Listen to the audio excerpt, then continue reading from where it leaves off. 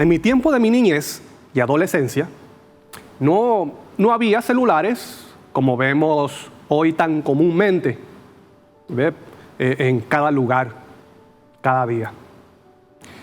Y cuando yo estaba fuera de la casa, o sí, al frente, en la calle con mis amigos, o en la casa de algún vecino, y ya era hora de comer, o si mi mamá me necesitaba, bueno, ella salía a la puerta del frente de la casa y me llamaba con un grito así como algo como esto: ¡Daniel! Y se escuchaba en toda la calle. Y donde yo estuviera, cuando yo escuchaba el llamado, bueno, salía corriendo a la casa. En cambio mi papá tenía un silbido peculiar, que cuando él me necesitaba o sucedía algo, bueno, él me silbaba de esa forma. Y cuando yo escuchaba ese silbido, yo sabía que era mi papá y que me estaba llamando. Por lo tanto, así que yo iba hacia donde estaba él.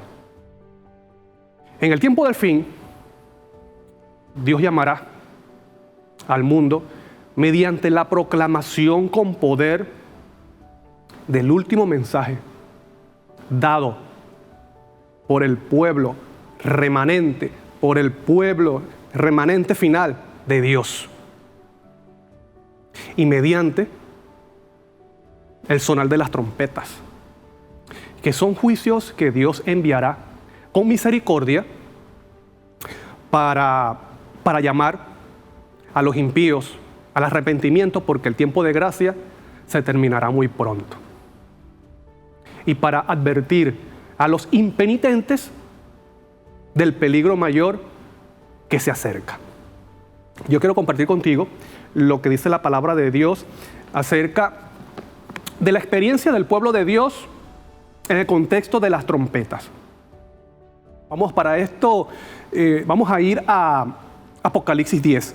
Mira lo que dice Apocalipsis 10, que es un capítulo muy conocido donde se le invita al apóstol Juan, que representa al pueblo de Dios, que se come un librito, que es dulce, pero luego se vuelve amargo. Vamos a Apocalipsis 10, versículo 9, dice: fui a donde el ángel diciéndole que me diera el librito, y él me dijo: toma y cómelo, te amargará el vientre, pero en tu boca será dulce como la miel. Entonces tomé el librito de la mano del ángel y lo comí. En mi boca era dulce como la miel, pero cuando lo hube comido, amargó mi vientre. Él me dijo: es necesario que profetices otra vez sobre muchos pueblos, naciones, lenguas y reyes. ¿Qué es lo que se está comiendo aquí Juan? Bueno, dice el librito.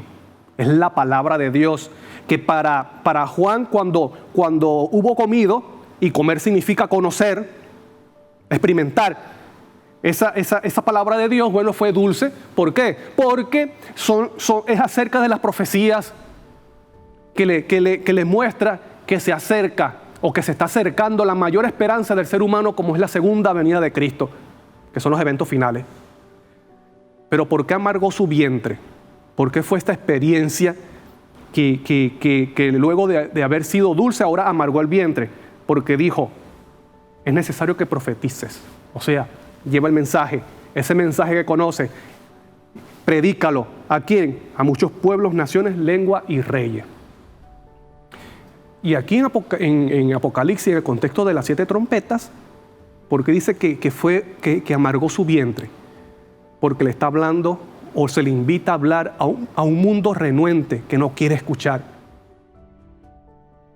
a un mundo rebelde, a un mundo que no quiere escuchar este mensaje de esperanza que fue dulce para Juan, pero que el mundo no quiere aceptar. ¿Sabes tú que nosotros, para conocer muchas cosas de Apocalipsis, tenemos que ir al Antiguo Testamento?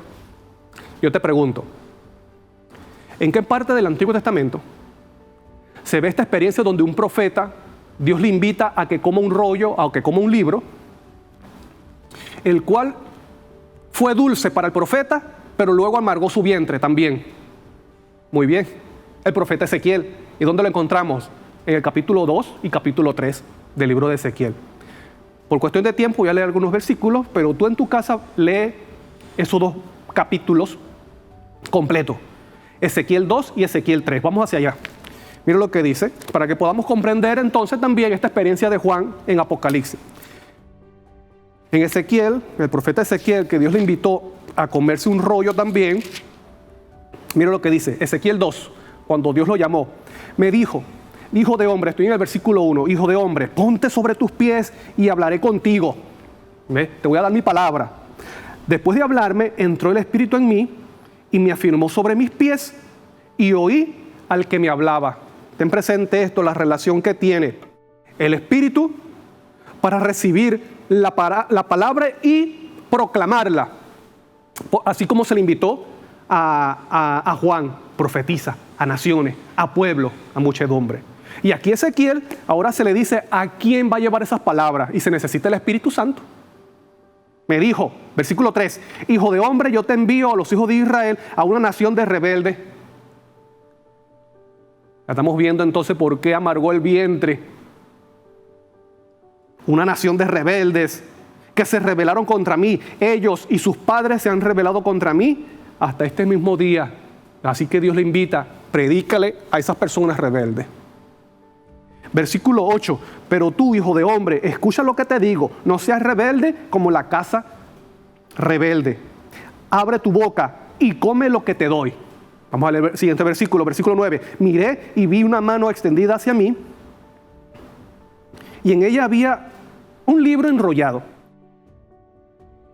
Lo extendió delante de mí y estaba escrito por delante y por detrás y había escritos en él cantos fúnebres, gemidos y ayes. Ayes, lo que aparece también en Apocalipsis, en las trompetas. Caemos en el capítulo 3, versículo 1. Me dijo, hijo de hombre, come lo que tienes ante ti, come este rollo, que es la palabra de Dios, y ve y habla a la casa de Israel. ¿Y cómo era la casa de Israel? Rebelde. Abrí mi boca y me hizo comer aquel rollo y me dijo, hijo de hombre, alimenta tu vientre y llena tus entrañas de este rollo que yo te doy.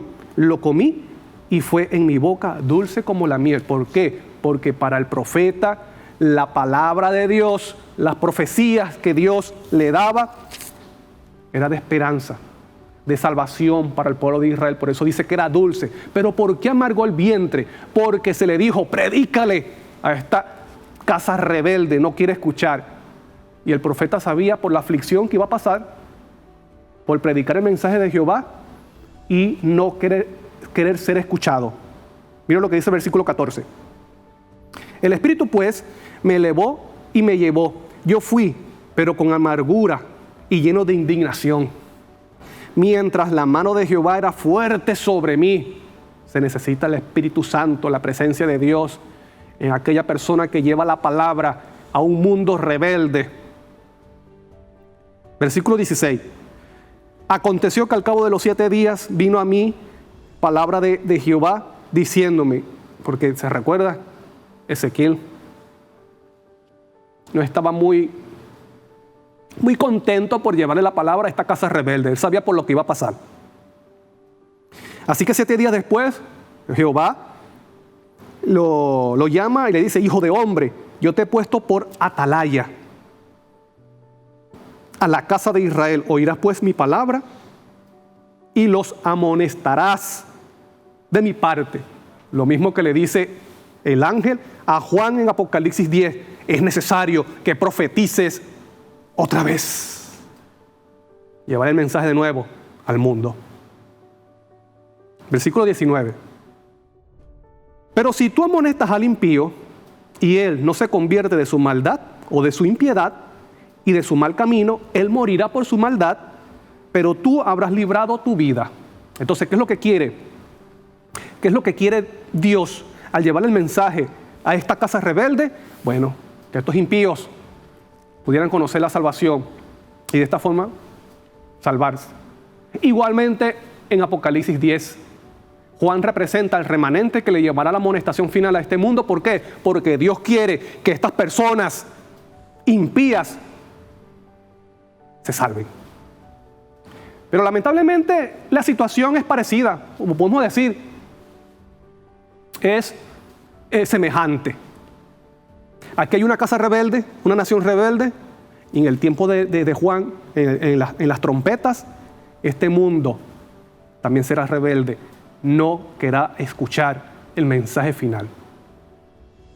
Pero habla un grupo que se aceptará, que son los que aparecen en Apocalipsis 18, que dice, sal de ella, pueblo mío. Y esas personas que salen de Babilonia, que escuchan el mensaje, llegarán a ser parte del remanente del pueblo de Dios. El último versículo del capítulo 3 dice, pero cuando yo te haya hablado, abriré tu boca y le dirás, así ha dicho Jehová el Señor, el que escucha, que escuche, y el que no quiere escuchar, que no escuche, porque casa rebelde son. Entonces, esta experiencia será la misma que tendrá el pueblo remanente en el tiempo del fin. Y Dios quiere que estas personas también escuchen. El que escuche, escuche. Y el que no escuche, bueno, que no escuche, pero se ha dado el mensaje. Dios ha llamado. ¿Por qué? Porque pronto se terminará el tiempo de gracia. Y Dios utilizará el mensaje del remanente, pero también utilizará prodigios en la naturaleza para llamar a los rebeldes, a los impíos en el tiempo del fin. Ahora sí, vamos a Apocalipsis para que veamos esto. Después de Apocalipsis 10, donde Juan se come el librito y le es dulce y luego amarga su vientre. ¿Por qué? Porque él sabe la actitud del mundo, que no quieren escuchar. Y vamos a ver esta experiencia ahora en Apocalipsis 11 y dice, entonces me dio una caña semejante a la de medir y me dijo, hijo de hombre, levántate, mide el templo de Dios y el altar y a los que adoran en él, lo que significa el juicio de los vivos. Y se dice que Dios invita entonces a estos testigos a profetizar. Dice el versículo 4, estos testigos son los 2 olivos y los 2 candelabros que están de pie delante de Dios en la tierra. Ahora, ¿cómo estos testigos van a predicar? ¿Cómo estos testigos van a predicar o a profetizar en el mundo? El versículo 3, el versículo anterior, te dice, vestidos con ropa ásperas. ¿Qué significa ropa ásperas? Aflicción. ¿Te estás dando cuenta por qué a Juan dice que ese libro que fue dulce en su boca ahora amargó el vientre? Porque le va a predicar a un mundo hostil. Simbólicamente, vestido de cilicio, de aflicción. Versículo 6. Estos tienen poder para cerrar el cielo, o sea, estos testigos que están delante de Dios, como dice el versículo 4, y el versículo 6 dice, estos tienen poder para cerrar el cielo a fin de que no llueva en los días de la profecía. Te pregunto, ¿qué profeta del Antiguo Testamento hizo que no lloviera sobre la tierra? Muy bien, el profeta Elías.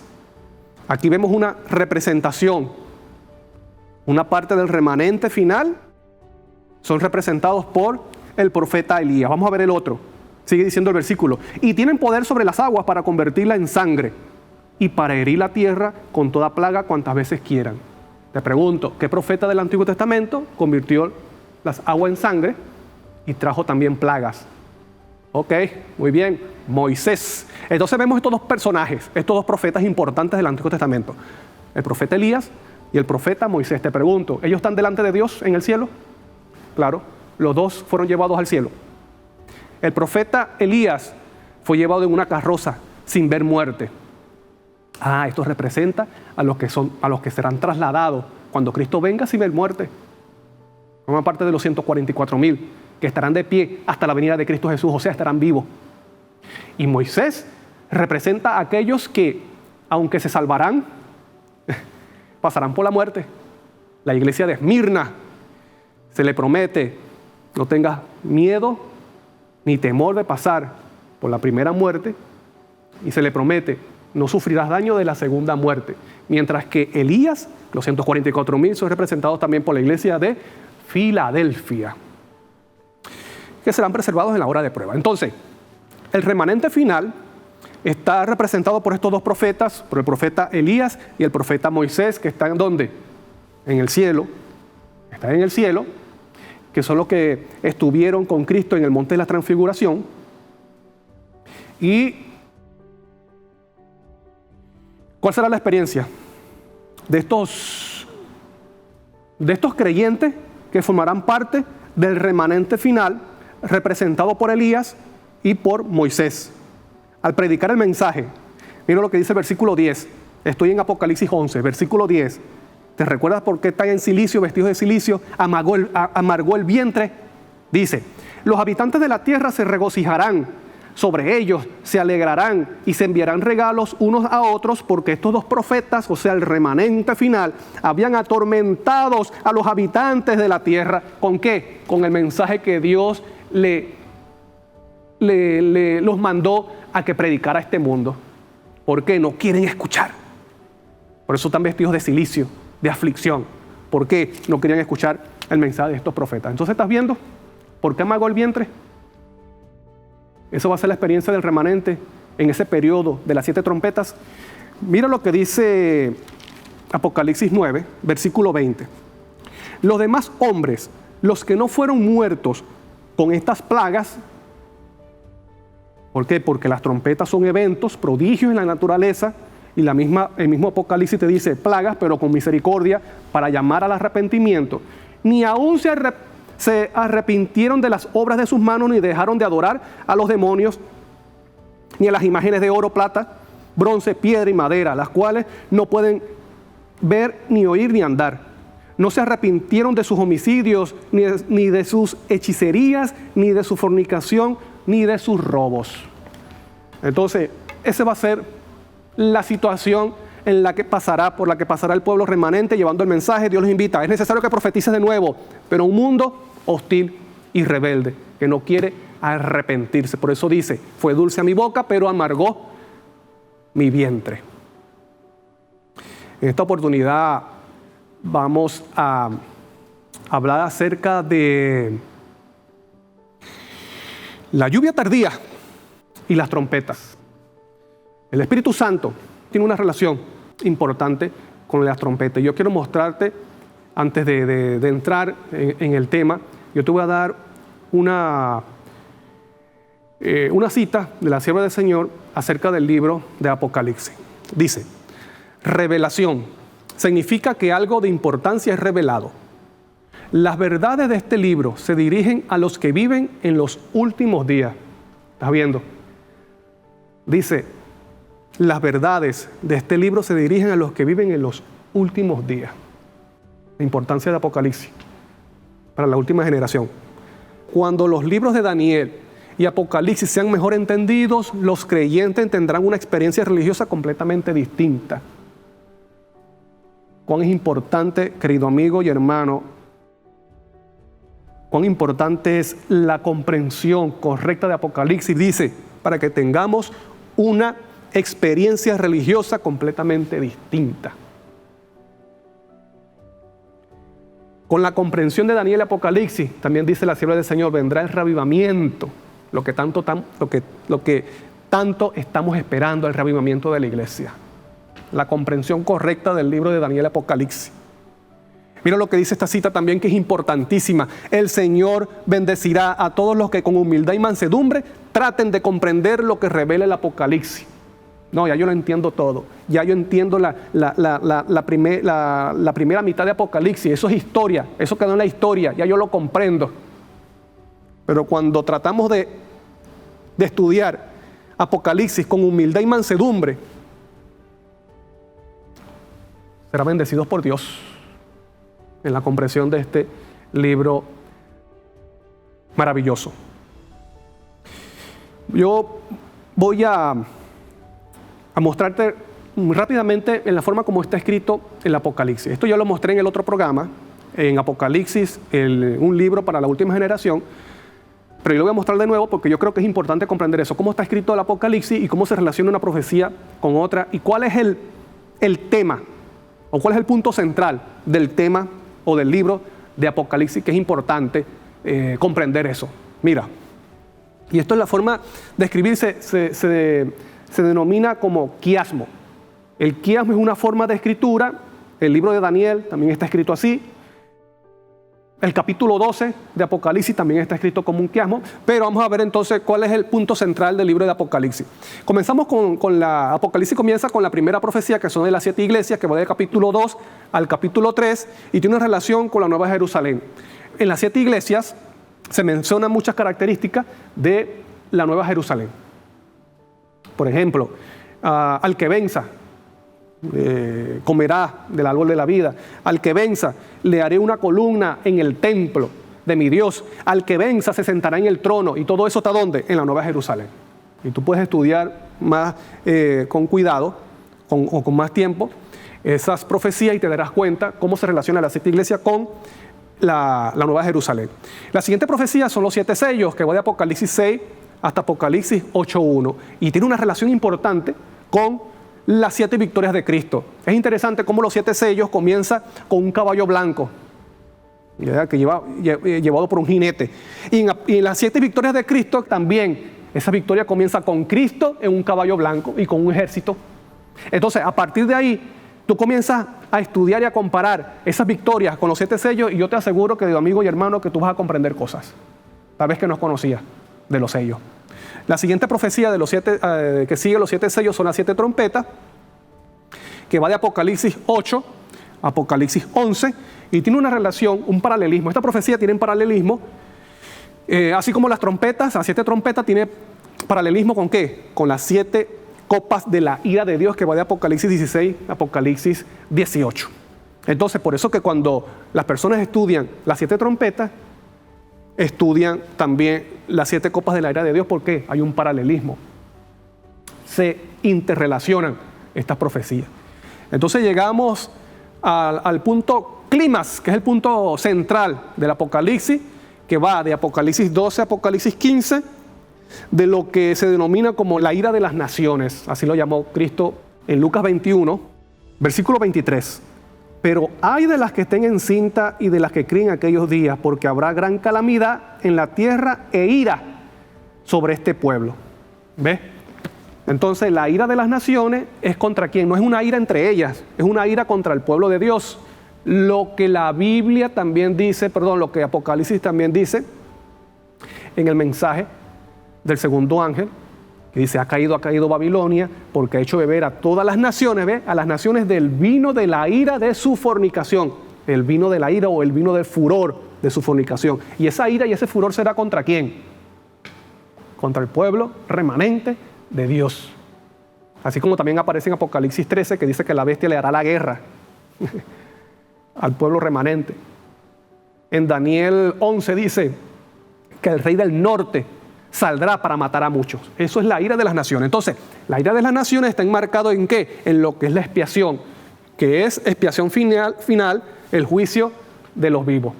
La 7 iglesia está dentro de la Pascua. Los 7 sellos, Pentecostés.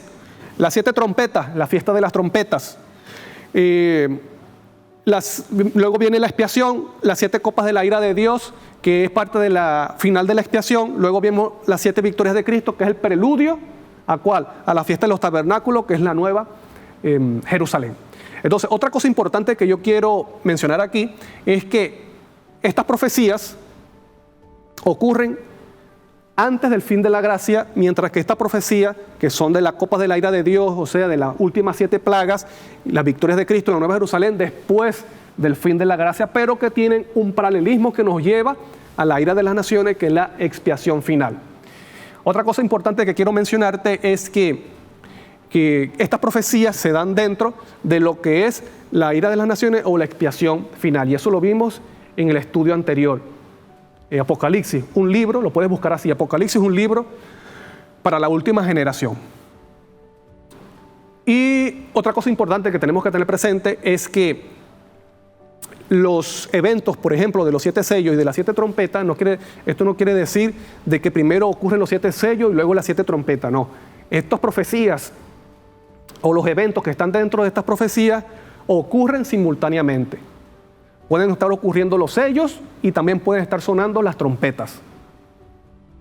Y otra cosa importante que quiero mencionarte aquí es que cuando se cumpla la profecía de las 7 iglesias, cuando haya un remanente preparado, cuando haya un remanente que pase por la Pascua, porque las 7 iglesias están en ese contexto de esa fiesta de la Pascua, que se hacía en la Pascua, limpieza de pecado, la lavadura del pecado, entonces comenzará a suceder estos eventos finales. ¿Y cuál es el contexto? Expiación final, juicio de los vivos. Te voy a mostrar lo que pasa con las 7 iglesias. En las 7 iglesias vemos que Dios advierte o amonesta con el juicio de los vivos y lo muestra como en el futuro. Y vamos a ver esto. Esto es importante entenderlo. Las 7 iglesias, Cristo, cuando llama, amonesta o advierte a las 7 iglesias, le habla con juicio en un futuro. Y ese juicio, hermano, es juicio de los vivos. Y luego de Apocalipsis 4 en adelante, ya es el juicio de los vivos llevándose a cabo. Vamos a ver. Miren lo que se le dice a la primera iglesia, a Éfeso. Apocalipsis 2, versículo 5 dice: recuerda por tanto de dónde has caído, arrepiéntate. Eso es un llamado que le hace a la iglesia: arrepiéntate y haz las primeras obras. Pues si no te arrepientes, pronto vendré a ti y quitaré tu candelabro de su lugar. Ese juicio, ¿ves? Está advirtiendo: pronto vendré sobre ti. O sea, juicio de los vivos. Está en un futuro. Esmirna dice, Apocalipsis 2, versículo 10: no temas lo que has de padecer, el diablo echará de algunos de vosotros en la cárcel para que seáis probados y tendréis tribulación por 10 días. ¿Ves? Seréis probados. Juicio de los vivos. Pérgamo. Vamos a leer el versículo 16. Por tanto, arrepiéntete, pues si no, vendré pronto hasta ti y pelearé contra ellos con la espada de mi boca. Juicio de los vivos, espada de mi boca. A Tiatira, la siguiente iglesia, versículo 21. Yo le he dado tiempo para que se arrepienta, pero no quiere arrepentirse de su fornicación, por tanto yo la arrojo en cama y en gran tribulación a los que adulteran con ella, si no se arrepiente de las obras de ella. Y dice, versículo 23, y a sus hijos heriré de muerte, y a todas las iglesias sabrán, y todas las iglesias sabrán que yo soy el que escudriña la mente y el corazón. Os daré a cada uno según vuestras obras. Juicio de los vivos. Yo escudriño la mente y el corazón y doy a cada uno según sus obras. Juicio. Vamos al capítulo 3, iglesia de Sardis. Versículo 3, capítulo 3, versículo 3. Acuérdate pues de lo que has recibido y oído. Guárdalo y arrepiéntate. Pues si no velas, vendré sobre ti. Vendré sobre ti como ladrón y no sabrás a qué hora vendré sobre ti. Cuando dice aquí vendré sobre ti como ladrón, no quiere decir la segunda venida de Cristo. Está hablando cuando su nombre pase ante el tribunal celestial. ¿Qué es eso? Juicio de los vivos. El mismo Apocalipsis nos explica esto. Vamos a leer Apocalipsis en el contexto de las últimas plagas. Dice Apocalipsis 16:15: yo vengo como ladrón, bienaventurado el que vela y guarda sus vestiduras, no sea que ande desnudo y vean su vergüenza. ¿En qué momento verán su vergüenza? En el juicio de los vivos, cuando su nombre pase ante el tribunal. Por eso dice Cristo aquí: yo vengo como ladrón. ¿Ves? De repente su nombre pasa ante el tribunal y dice: bienaventurado el que vela y guarda sus vestiduras. ¿Qué vestidura es esa? La que has recibido de la justicia de Cristo Jesús, que es la que nos cubre en el juicio. No sea que ande desnudo y vean su vergüenza, o sea, sus pecados. Volvemos a Apocalipsis, a las 7 iglesias, donde vemos que se le advierte con juicio de los vivos. Vamos a Filadelfia, capítulo 3, versículo 10. Por tanto, has guardado la palabra de mi paciencia, y yo te guardaré de la hora de prueba que ha de venir sobre el mundo entero, para probar a los que habitan sobre la tierra. Probar, juicio de los vivos. Ahí se verá quién es quién. Quién sirve a Dios y quién es rebelde y vive en rebelión. Caemos ahora en la Odisea. Pero por cuanto eres tibio y no frío ni caliente, yo te vomitaré. Juicio, yo te vomitaré de mi boca. Otra cosa importante que tenemos que ver en este versículo, que dice: después de esto yo miré que había una puerta abierta en el cielo, la primera voz que oí era como de trompeta, que hablaba conmigo, dijo: sube acá y te mostraré las cosas que sucederán después de esta. ¿De qué? Después de las 7 iglesias.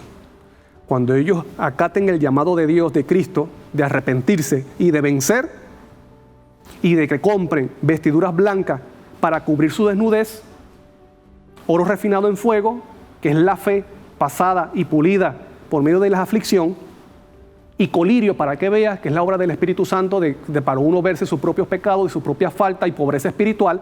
Entonces dice: ahora va a comenzar el juicio de los vivos. Por eso dice: te mostraré las cosas que sucederán después de estas. Eso es importante tenerlo presente. Entonces ya de Apocalipsis 4 en adelante es juicio de los vivos. Ahora mira lo que aparece también luego en las trompetas, y ese versículo lo leímos. Apocalipsis 11 dice: entonces se me fue dada una caña, versículo 1, semejante a una vara de medir, y se me dijo: levántate y mide el templo de Dios y el altar y a los que adoran en él. Juicio de los vivos. Y luego en Apocalipsis 12 te dice que el dragón, el acusador, dice que fue expulsado. El acusador, cuando te habla de acusador, es juicio. Cuando el pueblo de remanente de Dios vindique el nombre de Dios ante ese juicio, dice: Satanás será expulsado.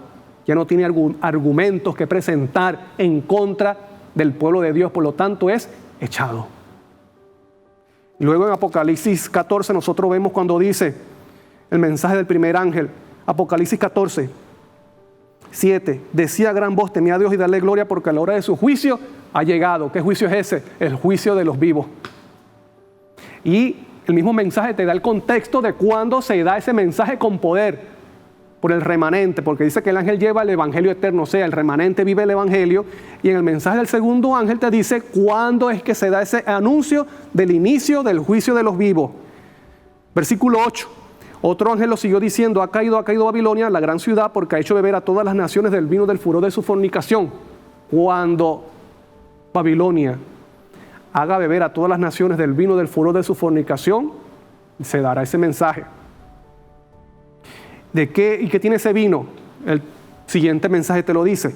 Un tercer ángel lo siguió diciendo a gran voz: si alguno adora a la bestia, a su imagen, y recibe la marca en su frente o en su mano, él también beberá del vino de la ira de Dios. Entonces, cuando se promulgue, cuando se imponga la marca de la bestia, cuando Babilonia debe beber a todas las naciones del vino del furor de su fornicación, la fornicación de la iglesia con el Estado, con el poder político, entonces se dará el anuncio: la hora de su juicio ha llegado, juicio de los vivos, porque será el tiempo para probar a los habitantes de la tierra, incluyendo al pueblo de Dios, para ver si verdaderamente son fieles o se mantienen con lo que dice Babilonia. Y luego vemos entonces la venida de Cristo Jesús, la condenación de la ramera, que forma parte, y las 7 plagas que forman parte de ese juicio. Como el juicio comienza con el pueblo de Dios y pasa luego a las naciones, a los impíos, a Satanás, a los demonios, y luego ante el trono blanco, que se terminará con el pecado definitivamente en la tierra y en todo el universo. Entonces vemos que ese parte de uno de los sellos, como es el 6º sello, se extiende hasta después del milenio. Y la 7ª trompeta, lo que vamos a ver más adelante, también se extiende hasta después del milenio. Ahora, es importante preguntarnos qué es lo que va a desatar entonces estos eventos. Ya vimos una parte, tenemos una pista. Cuando el pueblo de Dios entonces acate al llamado del testigo fiel a las iglesias: arrepiéntete y vence, arrepiéntete y vence, arrepiéntete y vence. Entonces, si se arrepiente y vence, estará venciendo el pecado, estará en condición entonces de pasar por el juicio de los vivos, y los eventos comenzarán a suceder, los eventos finales. Mira lo que dice Apocalipsis 7. Vamos a Apocalipsis 7, donde se habla también del sellamiento. Apocalipsis 7, vamos a leer el versículo 2. Vi también otro ángel que subía desde donde sale el sol y que tenía el sello del Dios vivo. Clamó a gran voz a los 4 ángeles a quienes se le había dado poder de hacer daño a la tierra y al mar, diciendo: no hagas daño a la tierra ni al mar ni a los árboles hasta que hayamos sellado en su frente a los siervos de nuestro Dios. Quiere decir que los vientos se desatan cuando ¿qué? Cuando haya un pueblo o un remanente sellado. Pero para que alguien pueda ser sellado, hay una condición para que una persona, un creyente, sea sellado. ¿Cuál es? Arrepiéntete y vence el pecado. Yo quiero que vayamos a Malaquías. Mire lo que dice Malaquías, que es el último libro del Antiguo Testamento. Malaquías capítulo 3, mire lo que dice, versículo 2. Pero ¿quién podrá soportar el tiempo de su venida? Apocalipsis te dice: ¿quién podrá estar en pie? También acerca de la aparición del Cordero. Entonces aquí te dice: ¿quién podrá soportar el tiempo de su venida? ¿O quién podrá estar en pie cuando Él se manifieste? Esa misma pregunta se hace en el 6º sello. Porque Él es como fuego purificador y como como jabón de lavadores. Ahora mira lo que dice, esto es importante, versículo 3. Él se sentará para afinar, hablando de Cristo. Él se sentará para afinar y limpiar la plata, limpiará a los hijos de Leví. ¿Quiénes son los hijos de Leví? El sacerdocio. Y Pedro dice que nosotros somos ¿qué? Real sacerdocio, pueblo santo, adquirido por Dios. Dice: Él se sentará para afinar y limpiar la plata, limpiará a los hijos de Leví, los afinará como oro, como a plata, y traerán a Jehová ofrenda en justicia. ¿Qué justicia? Obediencia. Entonces será grata a Jehová la ofrenda de Judá y de Jerusalén, que representa al pueblo de Dios, como en los días pasados, como en los años antiguos. Entonces, ¿qué pasará? Cuando Cristo se siente a afinar y a limpiar a su pueblo antes de su venida, ¿qué pasará? Versículo 5, vendrá a vosotros para juicio. ¿Está claro? Claro. Malaquías te dice, y es Jehová le está hablando y le dice: mira, Él se va a sentar para afinar, para pulir la plata y el oro, que son el pueblo de Dios. Luego le traerá ofrenda grata de justicia, de obediencia. Y luego dice: vendrá a vosotros a juicio, estarán preparados para venir a juicio. Y testificaré sin vacilar contra los hechiceros, los adúlteros, contra los que juran falsamente. Y así tú puedes leer en el capítulo 3. Entonces, estamos viendo que eso también se muestra en Apocalipsis, cuando hay un pueblo que atienda al llamado del testigo fiel, arrepentimiento y vencer el pecado, vestirse de la justicia de Cristo, que su fe sea purificada por las aflicciones, pero también reciba del colirio del Espíritu Santo para darse cuenta de su pobreza espiritual, de su condición, de sus pecados y sus defectos. Entonces dice: vendrán los demás, vendrá a juicio, el juicio de los vivos que vemos en Apocalipsis 4 en adelante. Esa es la esencia de Apocalipsis. ¿Cuál es el tema? ¿Cuál es el clima? Expiación final, juicio de los vivos. Ese va a ser la clave para Dios, entonces, comenzar el juicio de los vivos. ¿Por qué? Porque hay un pueblo preparado. Dios no puede venir a juicio si lo que más ama en el mundo, que es su pueblo, esté preparado. Yo te voy a mostrar la relación importante que tiene la relación importante que tiene el arrepentimiento. El arrepentimiento para vencer el pecado, y el arrepentimiento también para ser sellado, y el arrepentimiento también para recibir el derramamiento del Espíritu Santo. ¿Qué es el arrepentimiento? Mira, el arrepentimiento no es un dolor y una tristeza por el pecado que dure poco tiempo. Si tú te has arrepentido de algo, has sentido tristeza, o has sentido dolor, pero has cometido esa falta nuevamente, te quiero decir, lamentablemente, eso no es arrepentimiento, eso es remordimiento. El remordimiento es temporal, mientras que el arrepentimiento es permanente y constante. ¿Qué es el arrepentimiento? El arrepentimiento es dolor, tristeza por la falta cometida de haber ofendido primeramente a Dios y a mi prójimo. Pero el arrepentimiento también incluye hacer la decisión y tener la determinación de no volver a cometer esa falta que he confesado y de la que me he arrepentido. Mira lo que dice, y esto lo confirma la sierva del Señor. El arrepentimiento es algo permanente y constante en aquel creyente que se ha arrepentido. Dice, cada alma creyente debe conformar enteramente su voluntad a la voluntad de Dios y mantenerse en un estado de arrepentimiento y contrición. Mire lo que dice. Debe mantenerse en un estado de arrepentimiento. Mantenerse, no es solamente en un tiempo, en unos días, dice mantenerse en un estado de arrepentimiento y contrición, ejerciendo fe en los méritos expiatorios del Redentor y avanzando de fortaleza y en fortaleza, en gloria, que eso es la verdadera santificación.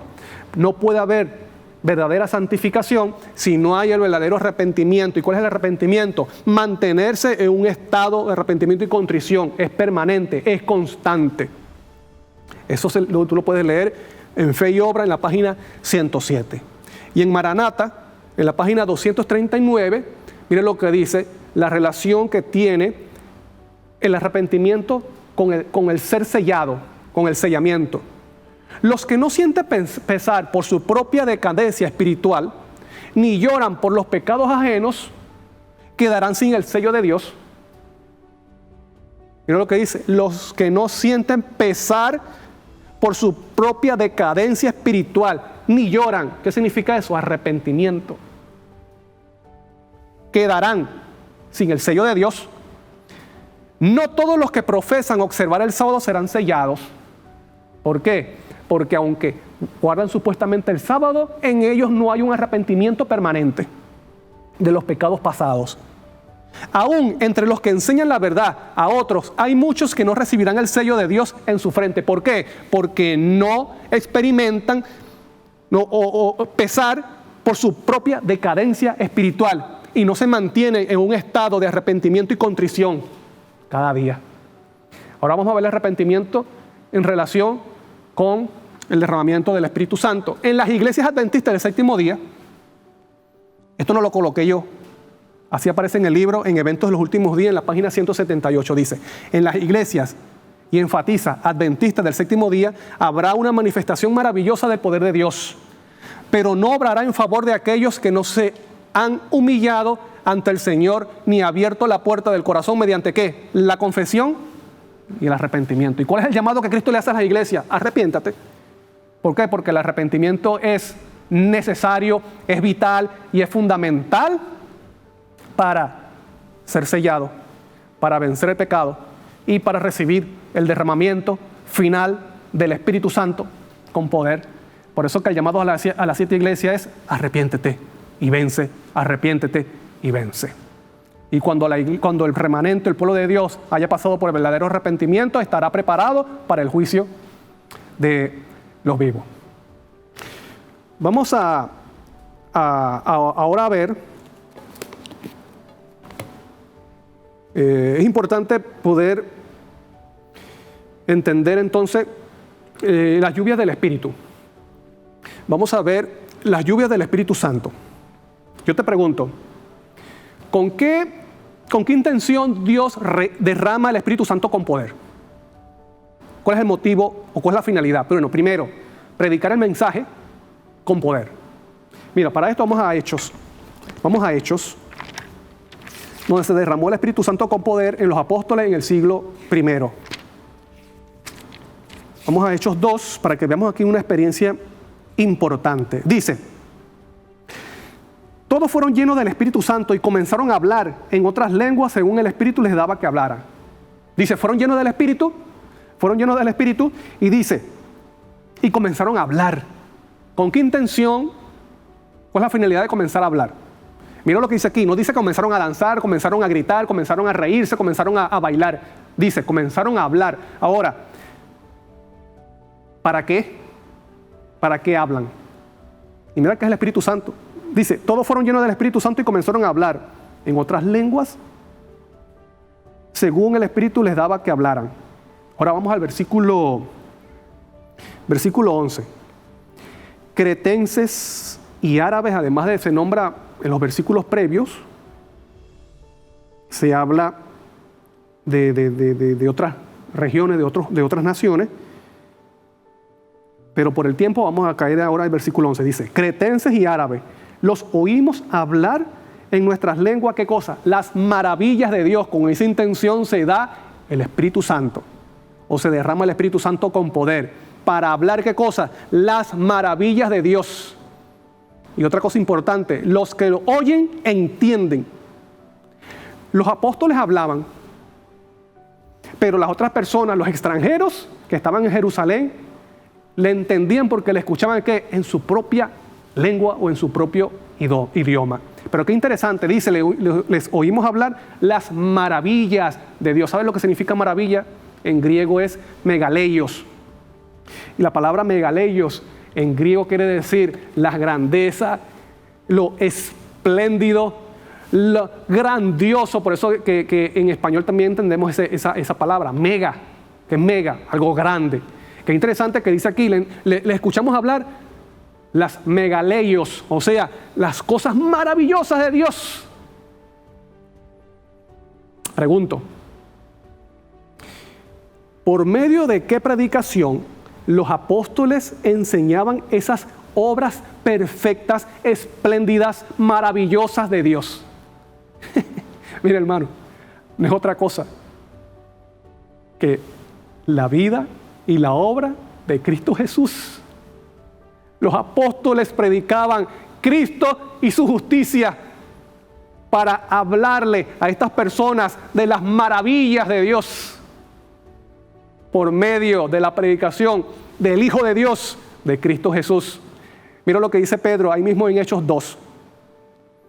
Israelitas, así dijo Pedro, oí estas palabras, Jesús Nazareno, no habló de otra cosa, hermano. Dijo, Jesús Nazareno, varón aprobado por Dios entre vosotros, con las maravillas, prodigios y señales que Dios hizo entre vosotros por medio de él. A este, entregado por el determinado consejo y anticipado conocimiento de Dios, prendisteis y matasteis por manos de inicuo, crucificándolo. Versículo 24. Y Dios lo levantó, sujeto a dolores de la muerte, por cuanto era imposible que fuera retenido por ella. Pues David dice de él, veía al Señor siempre delante de mí, porque está a mi diestra, no seré conmovido. Yo no sé si tú te has dado cuenta de esto, hermano. Yo no sé si tú te has dado cuenta de esto. En Apocalipsis, en el capítulo 1, también se presenta a Cristo como Pedro lo mencionó aquí, cuando estaba predicando con el poder del Espíritu Santo. Pedro dijo, Jesucristo, varón aprobado por Dios entre vosotros, con las maravillas, prodigios y señales que Dios hizo entre vosotros por medio de él. Y en Apocalipsis 1, Cristo se presenta como el testigo fiel. Tú lo puedes leer allí. Y luego dice Pedro, a este, entregado por el determinado consejo y anticipado conocimiento de Dios, Dios lo envió para sacrificio, como propiciación. ¿Te recuerdas lo que dice Romanos? Y también lo que dice Juan en la primera carta. Dice, prendisteis y matasteis por medio de manos de inicuo, crucificándolo. Y Dios los levantó. En Apocalipsis 1, después que dice, el testigo fiel te dice, primogénito de los muertos. Lo mismo, hermano. Testigo fiel, primogénito de los muertos. Y luego Pedro dice, pues David dice de él, veía yo al Señor siempre delante de mí. Y recuerda que David era rey. Porque está a mi diestra, no seré conmovido. Y luego dice de Cristo, el soberano sobre los reyes de la tierra, en Apocalipsis 1. Así se presenta. Y Pedro, después que recibió el derramamiento del Espíritu Santo con poder, presentó a Cristo, como aparece en Apocalipsis. Cristo y su justicia es el mensaje que iluminará este mundo. Cristo y su justicia es el mensaje que dará el remanente final para alumbrar este mundo. Y otra cosa interesante que pasaba con los apóstoles, lo vemos en Hechos 4. Miren lo que dice Hechos 4, versículo 13. Entonces viendo la valentía, y recuerda que tenían el Espíritu Santo, habían recibido el Espíritu Santo, dice, entonces viendo la valentía de Pedro y de Juan, y sabiendo que eran hombres sin letras, un hombre que no habían recibido una educación con los fariseos y del vulgo, se admiraban y les reconocían que habían estado con Jesús. Algo importante aquí, Cristo en la vida y Cristo en el mensaje, con poder. Entonces, uno de la finalidad con que se da el Espíritu Santo con poder es ¿qué? Dar el mensaje, la amonestación en este mundo. ¿Y cuál es el mensaje? Cristo, el Redentor, que perdona los pecados y nos limpia de toda maldad y nos hace guardadores obedientes a su ley, porque nos da un corazón nuevo donde esté su justicia y su espíritu. Esa es la promesa de lo que dice Ezequiel. Pero también se da el Espíritu Santo para afrontar y soportar la persecución y la tribulación. Yo te voy a mostrar aquí, vamos a hablar acerca de Esteban. Mira lo que dice Hechos 6. Hechos 6 era un hombre lleno de fe y del Espíritu Santo, dice Hechos 6 acerca de Esteban. Mira lo que dice el versículo 8. Esteban, lleno de gracia y de poder, hacía grandes prodigios y señales entre el pueblo. Versículo 10. Pero no podían resistir la sabiduría. ¿Y qué cosa? Y el Espíritu con que hablaba. Esteban también recibió del Espíritu Santo, claro. Y por eso que hablaba con poder. Y miren lo que pasó. Entonces sobornaron a unos para que dijeran que lo habían oído hablar palabras blasfemas contra Moisés y contra Dios. O sea, colocaron a algunos ahí para que dieran falso testimonio. Y alborotaron al pueblo, a los ancianos y a los escribas, y arremetiendo, dice, y arremetiendo, lo arrebataron. ¿Y qué significa arrebatar? Tomar hacia la fuerza. Y lo trajeron al concilio. ¿Eso pasará con el remanente en el tiempo del fin? Claro. Por eso que es necesario el Espíritu Santo. ¿Quién podrá soportar ese periodo si no es con el Espíritu Santo? ¿Y serán enjuiciados, el remanente será enjuiciado injustamente? Sí, serán llevados hasta el concilio. Pero Cristo prometió, no te preocupes por lo que vas a decir, yo te pondré las palabras en tu boca. Mira lo que dice el versículo 15. Entonces todos los que estaban sentados en el concilio, al fijar los ojos en él, vieron su rostro como el rostro de un ángel. ¿Habrá recibido del Espíritu Santo? Esteban recibió el Espíritu Santo. ¿Y qué pasa cuando esta persona que es perseguida, que es enjuiciada injustamente, que arremeten contra él y lo arrebatan a la fuerza? ¿Qué pasa con esta persona? Mira lo que dice capítulo 7, Hechos 7, vamos a leer los últimos versículos de la experiencia de Esteban. Y esto es poderoso. Bueno, para mí lo es la experiencia de Esteban. Esteban también fue de la Escritura y habló de Cristo. Usted lo puede leer en Hechos 7. Por eso que estas personas odiaban lo que decía Esteban. Versículo 54. Oyendo estas cosas se enfurecían. ¿Ves? La actitud de estas personas. Se enfurecían en sus corazones y crujían los dientes. ¿Sabes en lo que estaba Esteban? En estas personas cuando crujían los dientes. ¿Por qué crujen los dientes? Tienen ganas de matarlo a Esteban. ¿Y por qué querían matarlo? Por su mensaje. Es necesario que profetices otra vez. Por eso que amargó el vientre a Juan.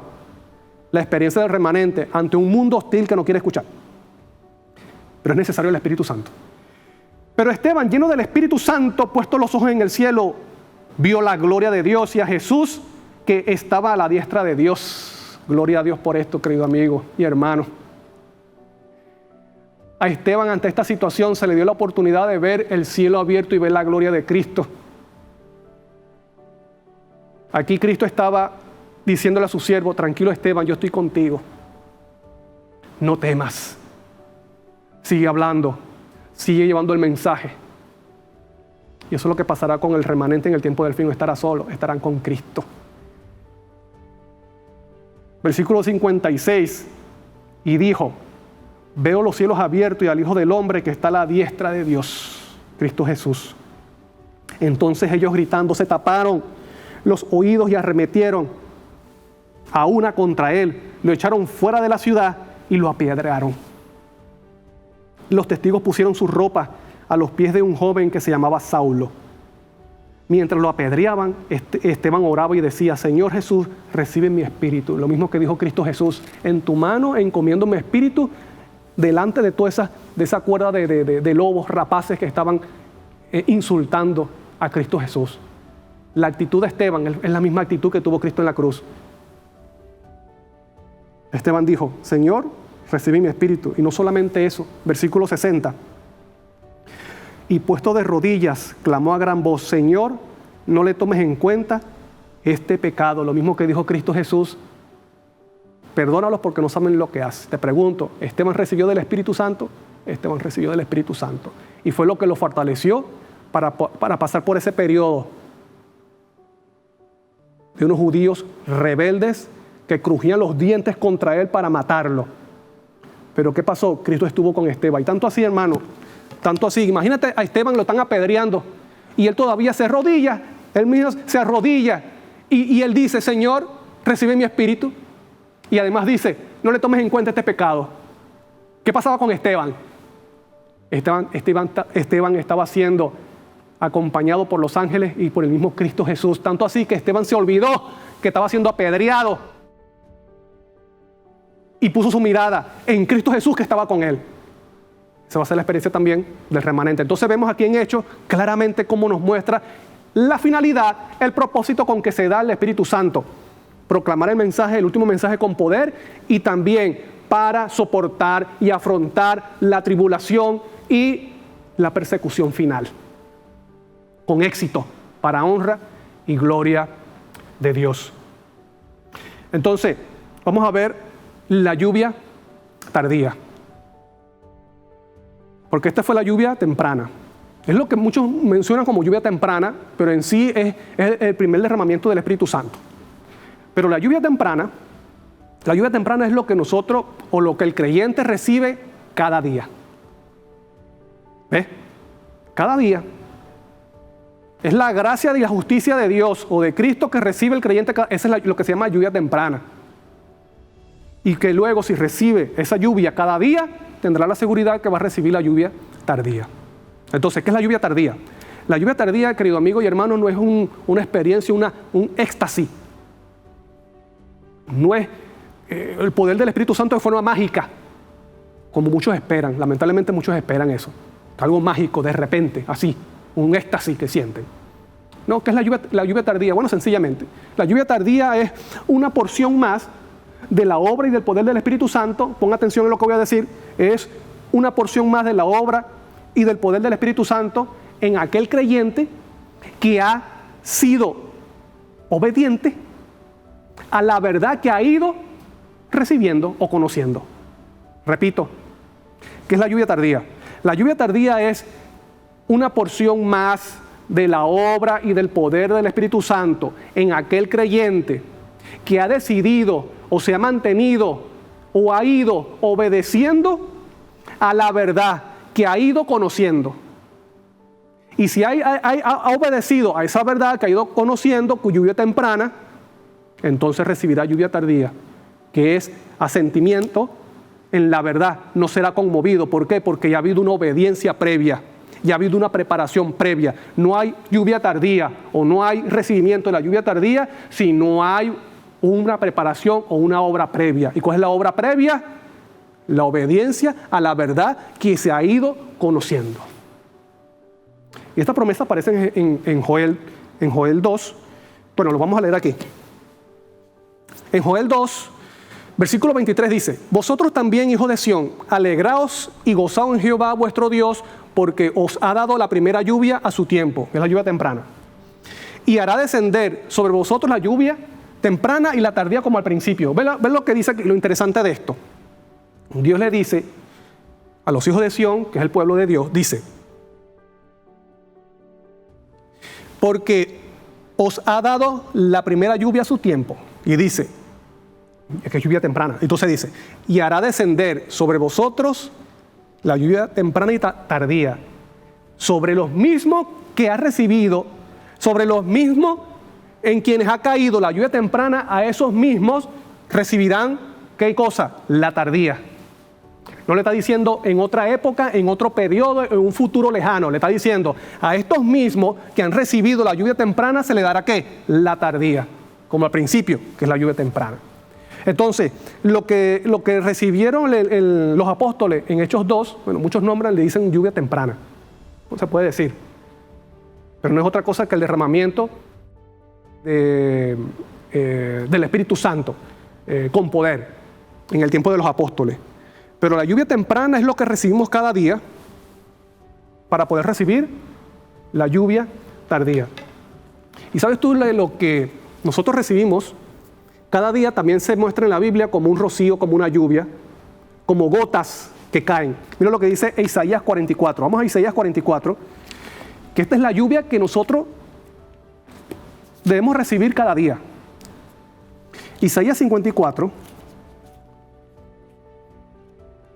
lo que dice el profeta Isaías 44, perdón. Isaías 44 dice: porque yo derramaré agua sobre el secadal, río sobre la tierra seca, mi espíritu derramaré sobre tu descendencia y mi bendición sobre tus renuevos.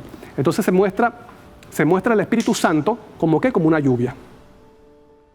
Ahora mira lo que dice Isaías 45, del siguiente capítulo, versículo 8. Rociad cielos, mira lo que dice: rociad cielos desde arriba y las nubes destilen la justicia, ábrese la puerta y produzcanse la salvación y la justicia, háganse brotar juntamente. Yo Jehová lo he creado. Entonces se muestra como unas gotas que el cielo destila, como ¿qué? ¿Qué es lo que destila? La justicia. Eso es lo que nosotros debemos recibir como lluvia temprana cada día. La justicia y la gracia de Cristo para poder afrontar las tentaciones de ese día. Si yo no recibo esa lluvia temprana cada día, o si en mi corazón no existe esa necesidad de recibir esa lluvia temprana, querido amigo y hermano, no hay seguridad de que recibamos la lluvia tardía. Por eso Cristo dijo: busca primeramente el reino de Dios y su justicia. Y esa justicia en Isaías se representa como que cae como ¿qué? Como un rocío, como unas gotas del cielo. Cristo también dijo en las bienaventuranzas: bienaventurado el que tiene hambre y sed de justicia. Eso es cada día. ¿Qué otra cosa se recibe como un rocío, como agua, como lluvia temprana? En Isaías 55, mire lo que dice. Y aquí está hablando el mismo Jehová. Dice, versículo 10, Isaías 55, 10. Porque como desciende de los cielos la lluvia y la nieve, y no vuelve allá, sino que riega la tierra y la hace germinar y producir y da semilla al que siembra y pan al que come. Mira lo que dice: así será mi palabra que sale de mi boca, no volverá a mí vacía, sino que hará lo que yo quiero y será prosperada en aquello para lo cual la envié. Entonces, se recibe también la palabra de Dios como una lluvia temprana. Cada día se recibe la palabra para poder recibir esa justicia que también se representa como que cae, que destila del cielo. Y mientras recibimos de la palabra, recibimos de Cristo Jesús, de la presencia de Cristo Jesús. Dice el mismo Cristo Jesús dijo: si mi palabra permanece en vosotros, yo permaneceré en ustedes. Mientras permanece la palabra, permanece la presencia de Cristo. Y se permanece la presencia de Cristo, permanece su justicia. Eso se recibe ¿qué? Cada día, como lluvia temprana. Y eso tiene que estar en nosotros como una necesidad permanente y constante. Entonces, recibimos la lluvia temprana, que es Cristo, el Espíritu Santo, su justicia y su palabra. Y si recibimos de la lluvia temprana y somos obedientes a esa lluvia que hemos estado recibiendo, entonces recibiremos la lluvia tardía. Yo te voy a mostrar por medio de la sierva del Señor la relación de la lluvia temprana con la lluvia tardía. Miren lo que dice Testimonio para los Ministros en la página 507. Entonces aquí ella nos muestra, es que cómo la lluvia tiene una relación con la obediencia.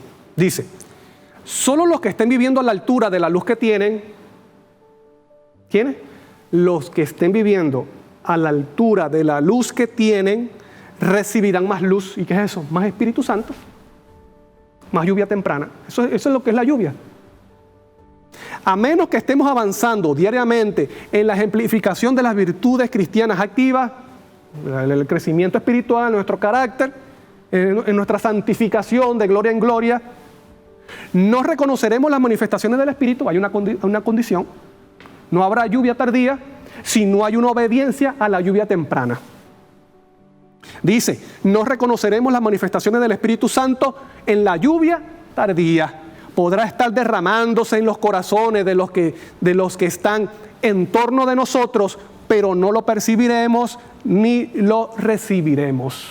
Cuán importante, querido amigo y hermano, es que podamos entender que el derramamiento del Espíritu Santo no es un éxtasis, no es algo que se espera en el futuro, es algo que se recibe cada día, y que la intención es que seamos más obedientes a esas verdades que vamos recibiendo. Y si somos obedientes, como dice aquí, vamos a recibir de la lluvia tardía. Y si no, bueno, estará derramándose el Espíritu Santo con poder en los corazones de las personas que nos rodean y no nos daremos cuenta. ¿Por qué? Porque no ha habido una obediencia previa a la verdad que hemos recibido, o no ha habido un recibimiento de la lluvia temprana. La siguiente cita está en los testimonios también de los ministros, la página 508, y dice, podemos haber recibido cierta medida del Espíritu Santo, pero mediante la oración y la fe debemos tratar de obtener una porción más abundante. ¿Ves? Lluvia temprana, cada día, cada día. No debemos cesar nunca en nuestros esfuerzos. Si no progresamos, si no asumimos la actitud necesaria para recibir tanto la lluvia temprana como la tardía, perderemos nuestras almas y la responsabilidad será solamente nuestra. Miren lo que dice. Si no progresamos, si no hay lluvia temprana, si no asumimos la actitud necesaria para recibir tanto la lluvia temprana como la tardía. Y muchas veces, hermano, nosotros oímos, yo he escuchado decir, vamos a orar por la lluvia tardía, vamos a orar por el derramamiento del Espíritu Santo, vamos a orar por la promesa del Espíritu Santo. Hermano, oremos más bien para que recibamos y sintamos necesidad de la lluvia temprana. Porque si yo no recibo la lluvia temprana, olvídese de que voy a recibir la lluvia tardía. Una se relaciona con otra. Aquellos mismos que recibieron la lluvia temprana son los que recibirán la lluvia tardía, como dice Joel, capítulo 2. Ahora, vamos a ver, vamos a entrar en la parte de la lluvia tardía y las trompetas. La lluvia tardía, ¿cómo se relaciona con las trompetas? Es interesante que el apóstol Pedro cuando habló en Hechos 2, él dijo que ese derramamiento del Espíritu Santo que ellos habían recibido era el cumplimiento de la promesa que Jehová había hecho, ¿dónde? En Joel. Vamos a leerlo. Vamos a leer Hechos capítulo 2, miren lo que dice el mismo Pedro.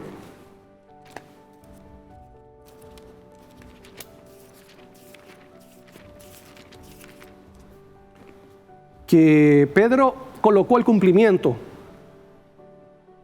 de Joel 2 para su tiempo.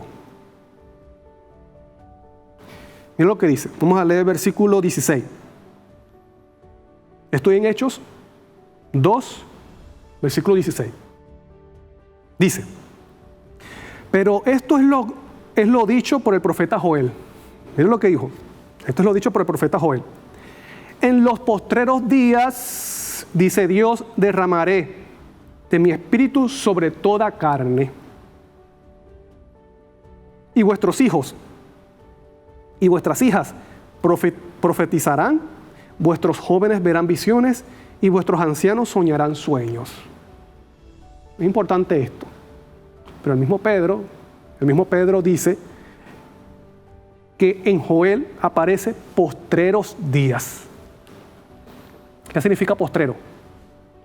Último. Los últimos días de esta tierra. Cerca de la venida de Cristo Jesús. Cerca del fin del mundo. Eso es los postreros días. Pero Pedro lo aplicó ¿para qué? Para su tiempo. Pero el cumplimiento de esta profecía ¿está para dónde? Para los postreros días, para el tiempo del fin. Dice, versículo 18. Y de cierto sobre mis siervos y sobre mis siervas en aquellos días derramaré mi espíritu y profetizarán. Y daré prodigio arriba en el cielo y señales abajo en la tierra, sangre, fuego y vapor de humo. Repito. Y daré prodigio arriba en el cielo y señales abajo en la tierra, sangre, fuego y vapor de humo. El sol se convertirá en tinieblas y la luna en sangre, antes que venga el día del Señor grande y glorioso. Y esto es lo mismo que aparece en Joel, y lo vamos a leer. Entonces, miren lo que dice Pedro. Muy claramente dice, en los postreros días, ¿qué es lo que aparece en Joel? Postreros días, y antes que venga, dice aquí, antes que venga el día glorioso. También dice temible, de Jehová.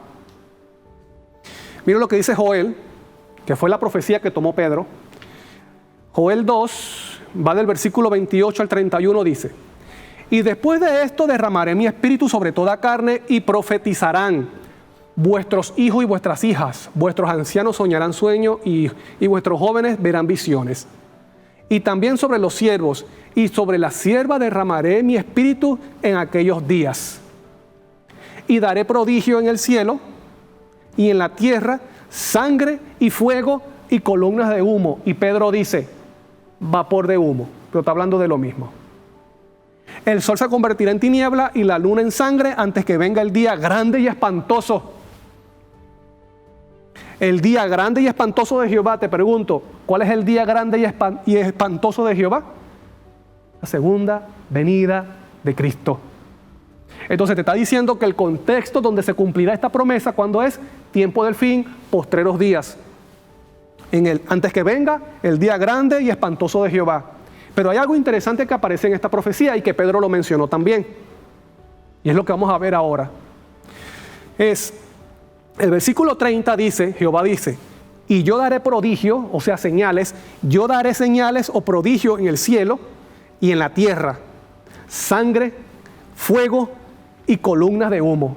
Y lo interesante de esto, estos prodigios y estas señales ocurren después que se derrama el Espíritu Santo.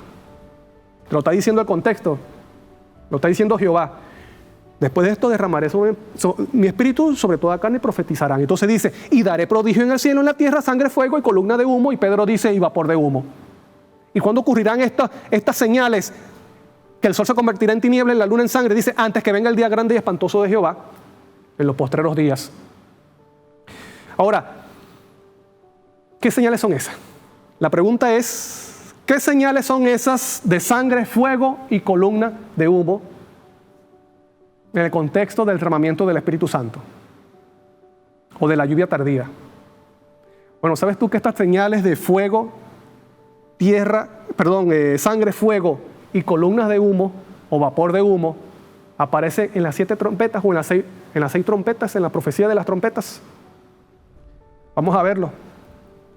Mira lo que dice Apocalipsis 8:7, la primera trompeta, dice, el primer ángel tocó la trompeta y hubo granizo, que fuego mezclado con sangre, lo que dice Joel, fuego mezclado con sangre y fueron lanzados sobre la tierra y la tercera parte de los árboles se quemó y se quemó toda hierba verde, o sea, fuego, y dice mezclado con sangre.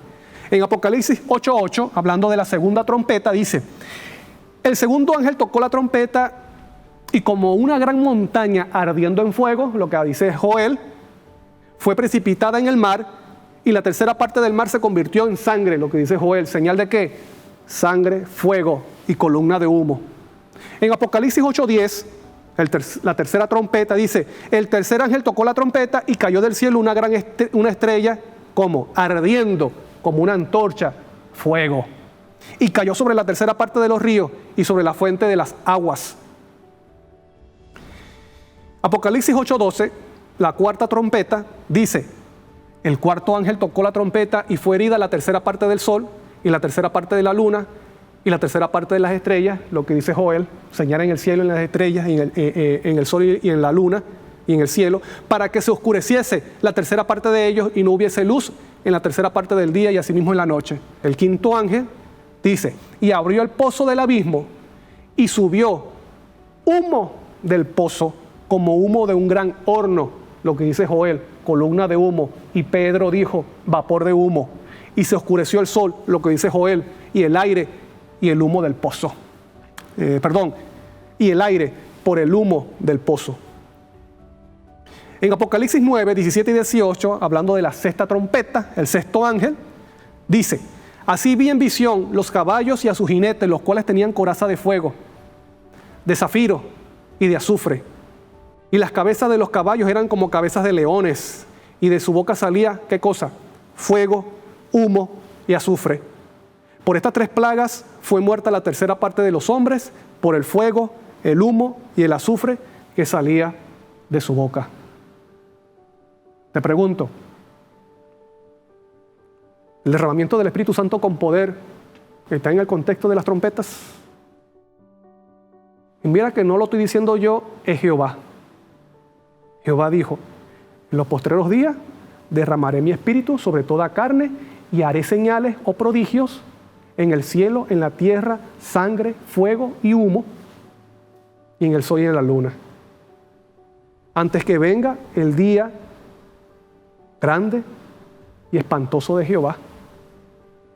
Ese va a ser el ambiente donde el pueblo remanente de Dios dará el último mensaje o el fuerte pregón en este mundo. Es un mundo hostil que Dios estará llamando también al mundo mediante eventos naturales.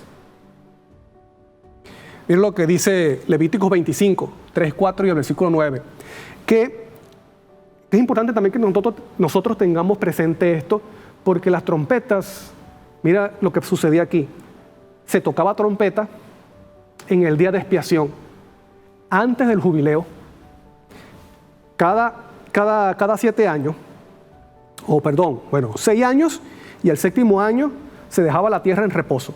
Pero dice que la expiación de ese sexto año, se tocaba la trompeta en el día 10 del séptimo mes, día de expiación, se tocaba trompeta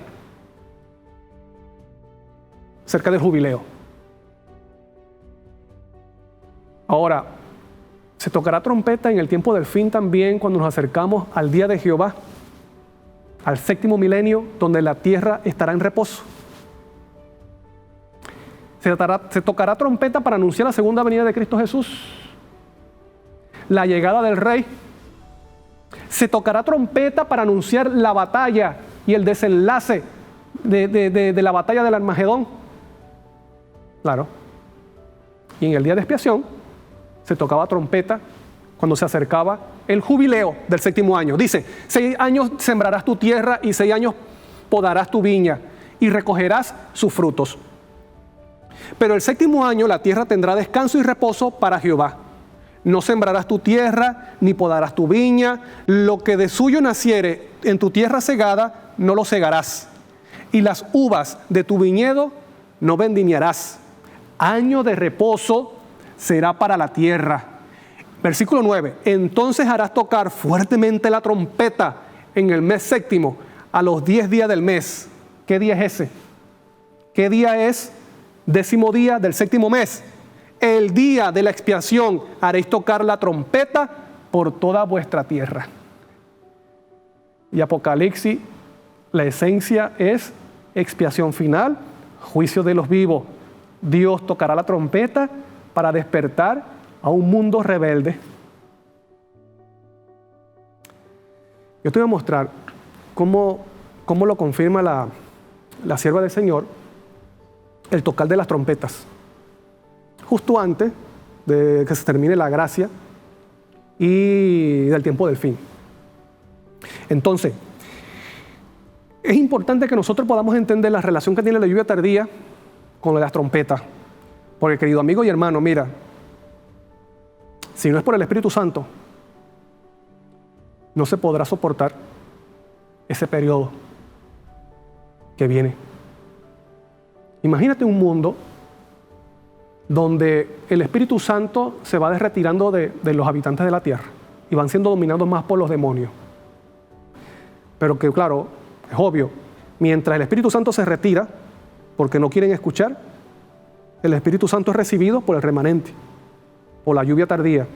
Entonces, como te dije al principio, como vimos al principio, la razón o la finalidad con que se da el Espíritu Santo con poderes para proclamar el mensaje, pero también para afrontar ese periodo de aflicción y un periodo difícil de este mundo. Entonces, mira lo que dice la sierva del Señor acerca de cómo el pueblo de Dios debe tener el Espíritu Santo para ese periodo, para ese tiempo. Mensaje Selecto, tomo 3, página 487, dice: el poder del Espíritu Santo debe estar. El poder del Espíritu Santo debe estar sobre nosotros, y el capitán de las huestes del Señor estará a la cabeza de los ángeles del cielo para dirigir la batalla. ¿Qué batalla es esa? Batalla del Armagedón, donde los impíos se irán en contra del pueblo de Dios con el decreto de muerte. Pero dice, y la promesa es que Cristo librará a su pueblo. Se levantará Miguel. Gloria a Dios. Alabado sea el nombre de Dios por eso. Cristo no dejará solo a su pueblo. Esa es la batalla que se menciona. Vuelvo a leer. El Espíritu Santo debe estar sobre nosotros, y el capitán de las huestes del Señor estará a la cabeza de los ángeles del cielo para dirigir la batalla. Solemnes eventos, mira lo que dice aquí la sierva del Señor, solemnes eventos ocurrirán ¿cuándo? En el futuro. Ocurrirán, verbo que está en futuro, ocurrirá en el futuro. Sonará, verbo también que está en futuro, una trompeta tras otra, una copa tras otra serán volcadas en forma sucesiva sobre los habitantes de la tierra. Entonces, ante el sonar de las trompetas, ¿se necesita el Espíritu Santo? Claro, el remanente tendrá el Espíritu Santo para poder afrontar ese tiempo donde Dios estará llamando al mundo también con señales en la naturaleza. Ahora te voy a mostrar una cita donde aparece en inglés, pero que en español obviaron una frase. Mira lo que dice Maranata en la página 248, y esta está así en inglés, pero está traducido. ¿Me explico? Maranata, página 248. En inglés dice así: Apocalipsis 6 y 7 están llenos de significado. Terribles son los juicios de Dios revelados. Los 7 ángeles se presentaron ante Dios para recibir su comisión. A ellos se le dieron 7 trompetas. El Señor iba a castigar a los habitantes de la tierra. Mira que dice a los habitantes de la tierra, no dice a los habitantes de Roma. Y te estoy hablando Maranata en inglés. Ahora vamos a ver cómo aparece en español. En español borraron o odiaron esa frase. Dice: el Señor saldrá para castigar, y eso está en Maranata página 294. El Señor saldrá para castigar a los habitantes de la tierra por su iniquidad, y la tierra descubrirá sus sangres y no ocultará más a sus muertos. O sea que lo de las trompetas, de los 7 ángeles, no aparece. Pero esta no es la única cita. Eso no es la única cita sobre la posición de la sierva del Señor sobre las trompetas. Y gloria a Dios por eso. Ahora, vamos a leer lo que dijo un pastor de la iglesia, jubilado, y ya él murió. Se llamaba Joseph, era doctor y en teología, y también era pastor, Joseph Battiston, en su libro La Iglesia de Dios en un mundo hostil. Y él tenía esa posición clara, él tenía esa visión clara de las trompetas en el tiempo del fin. Pastor de la iglesia. Mira lo que dice. En la página 102 de su libro dice: el sonar de las trompetas puede representar 3 cosas. Vamos a ver. Número 1, un mensaje de advertencia de Dios al mundo, lo que hemos estado diciendo. En la visión de Juan, de las 7 trompetas, los desastres revelan la ira de Dios contra los enemigos de su iglesia y sus malignos ataques y rebelión blasfema.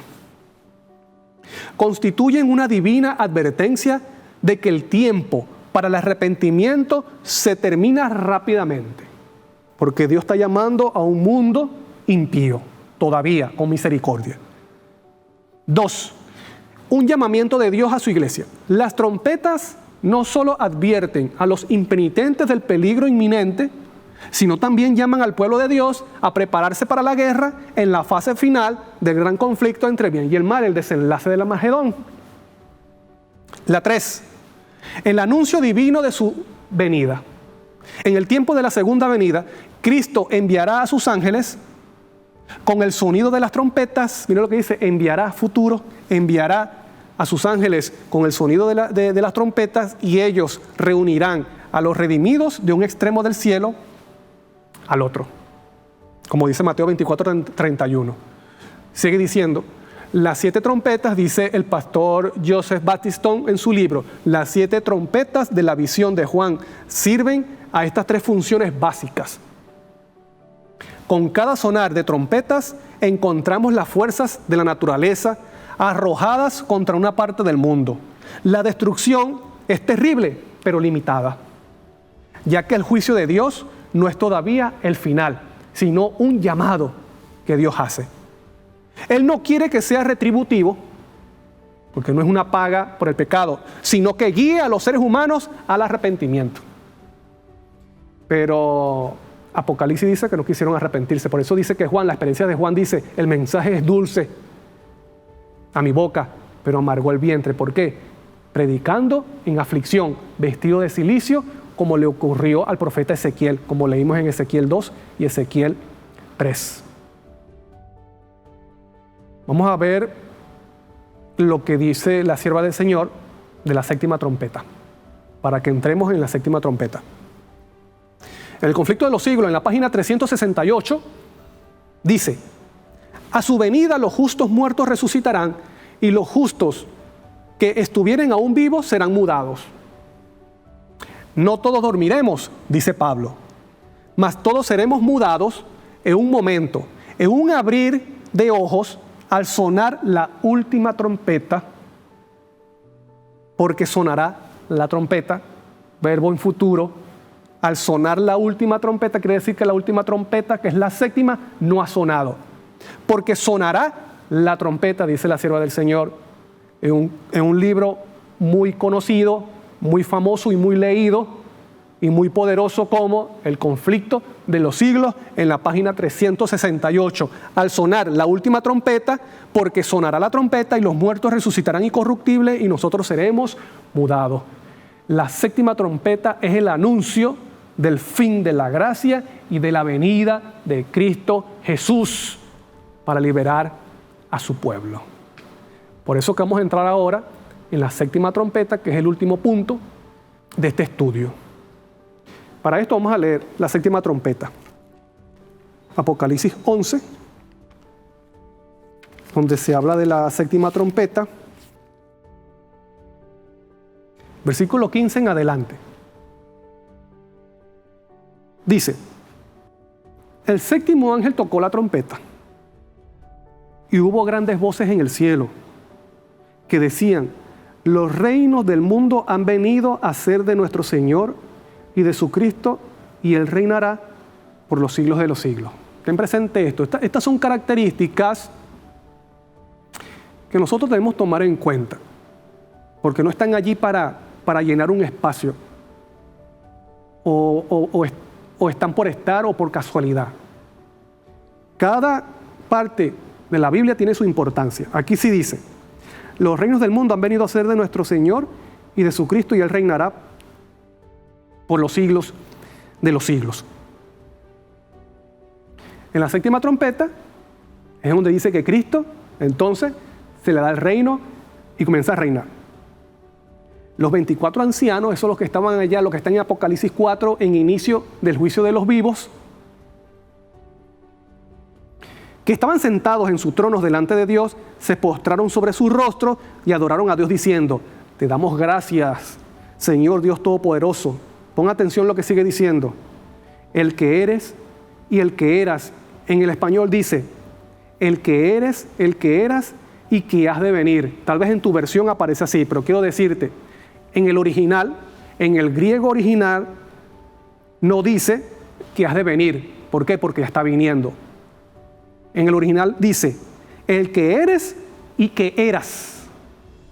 No aparece y que has de venir. ¿Por qué? Porque en la séptima trompeta ya Cristo está viniendo. Sigue diciendo, porque has tomado tu gran poder y has reinado. En mi versión dice así, has reinado. En el original dice, comenzaste a reinar. Es importante que tengamos presente eso. En Daniel 12, versículo 1 dice, en aquel tiempo se levantará Miguel. ¿Quién es Miguel? Miguel es Cristo Jesús. El arcángel Miguel. ¿En qué tiempo se levantará Miguel? Dice, en aquel tiempo será un día dice, será de gran tribulación como nunca ha habido, pero en aquel tiempo se levantará. ¿Qué significa levantarse? Significa comenzar a reinar. En los primeros versículos de Daniel 11, porque ese es el contexto, en los primeros versículos de Daniel 11, tú puedes leer que dice que se levantará un rey, que es el rey de Grecia. Y levantarse es comenzar a reinar. Cuando tú ves en la Biblia allí en Daniel, cuando dice que se levantó un rey, es que comienza a reinar. Ahora, cuando dice que el arcángel Miguel se levanta, ¿qué significa eso? Comenzar a reinar. Y seguimos leyendo, ven lo que dice el versículo 18. Las naciones se airaron. Pon atención a esto porque esta es otra cosa importante. Las naciones se airaron y tu ira ha venido. El tiempo de juzgar a los muertos, de darle el galardón a tus siervos los profetas y a los santos y a los que temen tu nombre, a los pequeños, a los grandes, y de destruir a los que destruyen la tierra. El templo de Dios fue abierto en el cielo y el arca de su pacto se dejó ver en el templo. Sigue diciendo, hubo relámpago, voces, truenos, un terremoto y granizo grande. Entonces, mira lo que dice aquí en el versículo 18. Las naciones se airaron, tu ira ha venido, el tiempo de juzgar a los muertos. Yo voy a tener un momentico aquí, porque esto es importante también tomar en cuenta y mencionarlo. Las naciones se airaron. ¿Te recuerdas lo que yo dije, lo que era la ira de las naciones? Que es cuando el mundo se va en contra del pueblo remanente de Dios, tanto el poder político como el poder religioso, que le hace la guerra. Entonces, esta secuencia está en su orden, no es tan salteado, está en su orden. Primero vendrá la ira de las naciones, luego vendrá la ira de Dios, porque dice, tu ira ha venido. La ira de Dios, ¿cuáles son la ira de Dios? Las 7 plagas postreras, las 7 copas de la ira de Dios, y el tiempo de juzgar a los muertos. Primero, ira de las naciones. Siguiente, la ira de Dios. Y luego, el tiempo de juzgar a los muertos. Entonces, aquí vamos a poner atención cómo está escrito los verbos. Dice, las naciones se airaron. Está en pasado. Quiere decir que la séptima trompeta suena después de la ira de las naciones. O sea, me estoy haciendo entender, me estoy explicando. Dice, las naciones se airaron, está en pasado. Quiere decir que la trompeta suena es después de la ira de las naciones. Dice, se airaron, tu ira ha venido. Presente, tu ira ha venido. Séptima trompeta. El tiempo de juzgar a los muertos. Entonces, ¿qué ocurre en ese momento en la séptima trompeta? Dice, el templo de Dios fue abierto en el cielo y el arca de su pacto se dejó ver en el templo. ¿Qué significa eso? El fin de la gracia. Como dice Apocalipsis 16. El mismo Apocalipsis, el mismo libro te dice que cuando se abre el templo en el cielo, es fin de la gracia. Mira lo que dice, vamos a leerlo.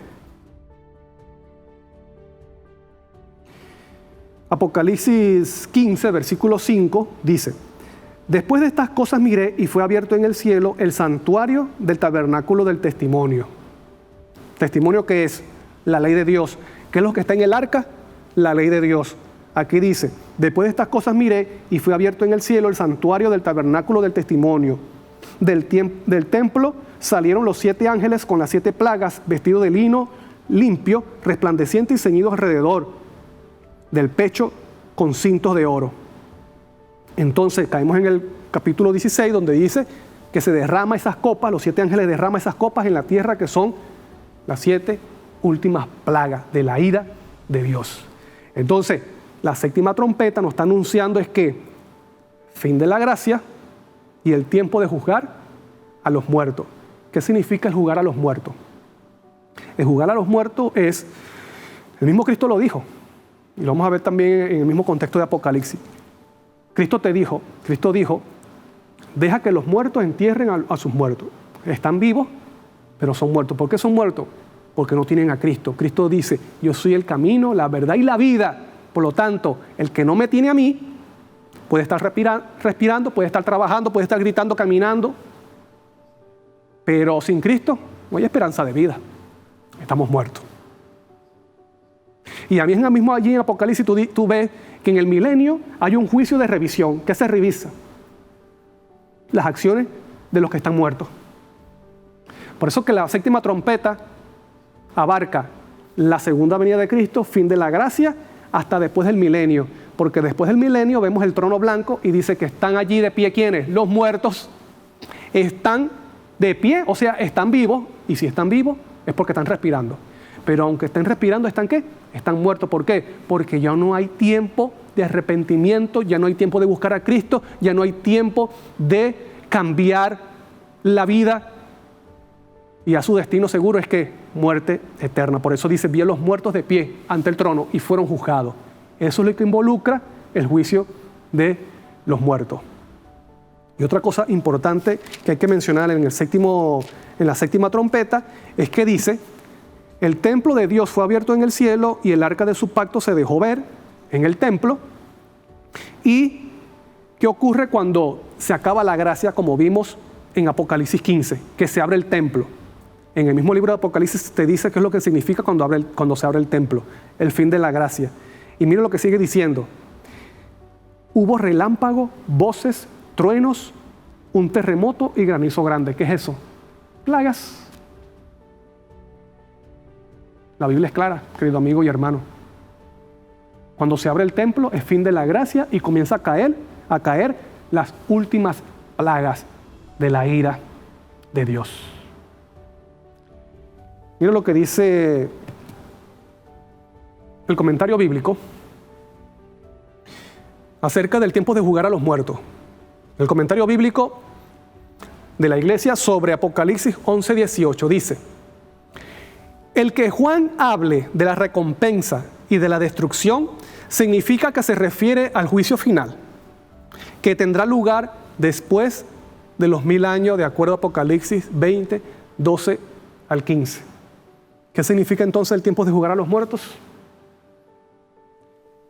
Significa el juicio final que tendrá lugar después de los 1000 años. Pero ese juicio comienza cuando ¿qué?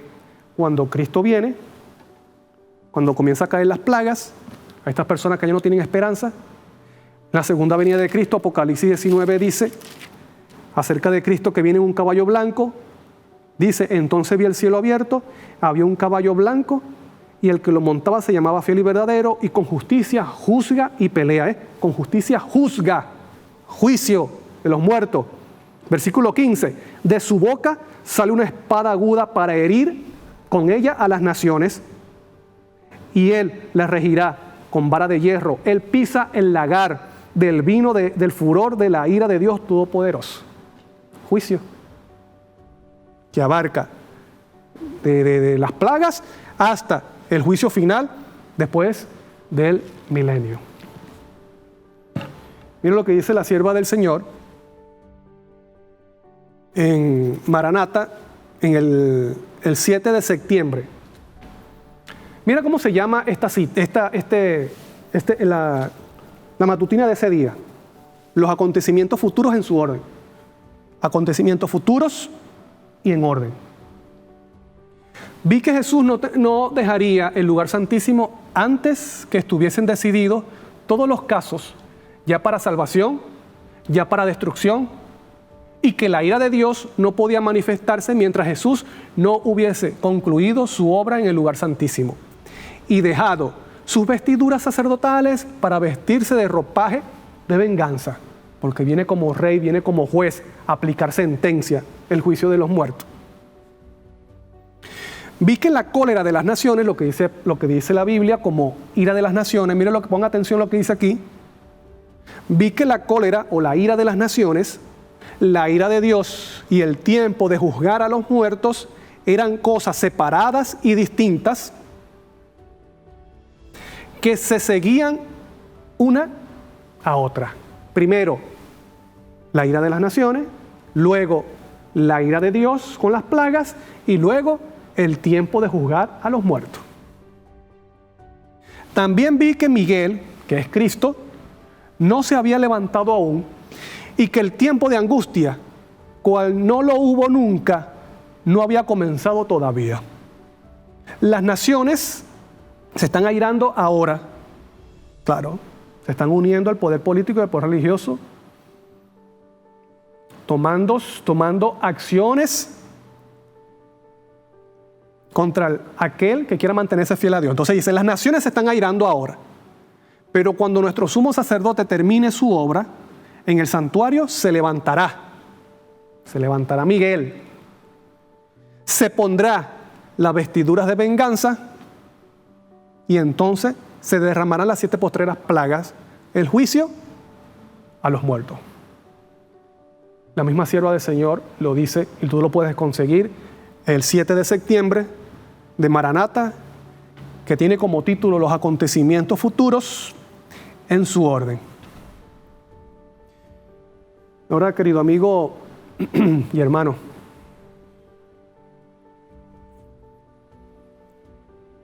Dios llamará a este mundo mediante los prodigios y señales en la naturaleza. Lo que Apocalipsis llama las 7 trompetas. Y mediante el mensaje final del remanente. Pero solamente, querido amigo y hermano, ponga atención a esto, solamente con el poder del Espíritu Santo es que se podrá realizar esa obra en un mundo hostil. Y es solamente con el Espíritu Santo que el creyente que forme parte del remanente, podrá afrontar y soportar con éxito ese periodo terrible. Pero yo no recibiré el derramamiento final del Espíritu Santo para poder afrontar ese periodo si yo no recibo la lluvia temprana. Derramamiento, gotas del Espíritu Santo cada día. Y si yo no soy obediente por la gracia de Cristo a esas verdades que yo voy conociendo. Por eso que es importante que nosotros podamos entender lo que es la lluvia temprana y la lluvia tardía. Y hemos visto la relación importante que tiene la promesa del derramamiento del Espíritu Santo con el periodo de las 7 trompetas. Porque es el periodo donde Dios utilizará a su pueblo con más poder para llamar a este mundo rebelde. Que es la experiencia de Juan en Apocalipsis 10. ¿Sabías tú que en la Segunda Guerra Mundial, que era cuando Alemania, dirigido por Hitler, personaje muy conocido, en el año 1942, cuando él ya había alcanzado y conquistado gran parte de Europa, bueno, él se fue contra Rusia. Y de varios meses avanzando su ejército, avanzando hacia la frontera y conquistando territorio en la frontera de Rusia, ellos idearon y se propusieron alcanzar 2 ciudades importantes de Rusia, como era Moscú y Stalingrado. Pero en ese tiempo, después que ellos habían avanzado, y estamos hablando de ejércitos de millones de soldados, y que habían conquistado gran parte de territorio europeo, el ejército alemán no pudieron avanzar, ni pudieron alcanzar la meta de conquistar, invadir a Moscú y a Stalingrado. ¿Por qué? Porque el general Invierno no los dejó. ¿Sabes tú lo que es el general Invierno?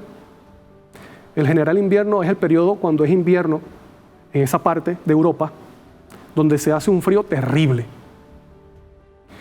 Y el ejército alemán, aunque habían conquistado gran parte de Europa, habían avanzado en su ataque, en su avance militar, no habían previsto, ni Hitler, ni su gabinete, habían previsto el frío del invierno en la frontera de Rusia. Y estos soldados, los soldados alemanes, que estaban en su uniforme normal, imagínate a los soldados, en su uniforme normal de batalla en pleno sol. Cuando se encuentran entonces con este invierno terrible, con este frío, donde las armas se congelaban y no podían disparar, y tanto así que la historia dice que ellos tenían que orinar en las armas para calentarlas un poco y poderlas usar. Entonces, imagínate que estas personas en su uniforme normal, batallando, una aflicción psicológica, mental y física, porque no hay algo más que canse en este mundo como el frío, y además el frío da hambre. Entonces Hitler y su gabinete no tomaron en cuenta esto, y a pesar de eso ellos mandaban a que los soldados siguieran adelante, y estos soldados, obedeciendo a la voz del general, seguían y le dieron de baja a miles de soldados alemanes. Y gracias al general Invierno, entonces Moscú no fue alcanzada por los alemanes, ni Stalingrado, dos ciudades importantes de Rusia. Pero ¿cómo estaban los soldados de Rusia? ¿Cómo estaban los soldados de la Unión Soviética? Bueno, ellos estaban equipados con el uniforme correcto. Imagínense, ellos sí estaban en capacidad de poder atacar a los alemanes. Uniforme que les podía proteger del frío inclemente del general Invierno. Pero también era de color blanco, donde ellos se podían camuflajear en la nieve. Esto es una ilustración de lo que pasará con el remanente del pueblo de Dios. Si no hay una preparación previa, si no hay una entrega permanente y constante con el Espíritu Santo, hermano, en el tiempo del fin nos encontrará mal equipados y mal preparados, como se encontraron los ejércitos alemanes en la frontera de Rusia ante el general Invierno. Estaban mal equipados y mal preparados, no podían atacar o guerrear en un ambiente tan inclemente como es el invierno.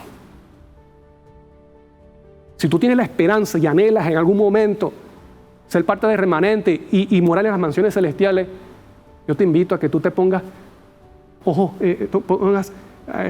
abras los ojos, pongas pendiente cada día de recibir la lluvia temprana, para que puedas recibir la lluvia tardía, para que estés equipado como Dios manda, para poder afrontar y soportar los periodos de que habla